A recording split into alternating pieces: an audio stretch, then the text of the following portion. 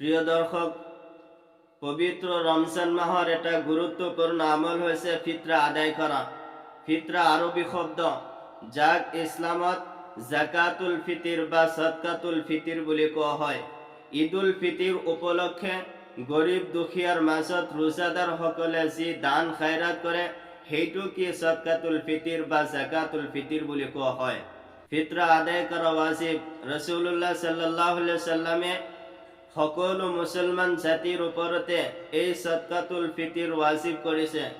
হযরত আব্দুল্লাহ ইবনে উমর রাদিয়াল্লাহু তাআলা আনহুর বর্ণিত, তেওঁ কৈছে, গোলাম স্বাধীন পুৰুষ মহিলা সৰু ডাঙৰ সকলো মুসলমানৰ ওপৰত ৰাসূলুল্লাহ সাল্লাল্লাহু আলাইহি ওয়াসাল্লামে এক সা খেজুৰ নাইবা এক সা গম জাকাতুল ফিতিৰ ফৰজ কৰিছে আৰু নামাজৰ আগতে আদায় কৰিবলৈ নিৰ্দেশ কৰিছে। নবী কৰিম সাল্লাল্লাহু আলাইহি ওয়াসাল্লামে যিটোৰ আদেশ কৰিছে সেইটো আল্লাহ তাআলাৰ আদেশৰ সমতুল্য, কিয়নো আল্লাহ তাআলাই কোৰআনে পাকত কৈছে, মান ইউতিইৰ ৰাসূল ফাকাদ আতা আল্লাহ ওয়া মান তাওয়াল্লা ফামা আৰসালনাকা আলাইহিম হাফিজা।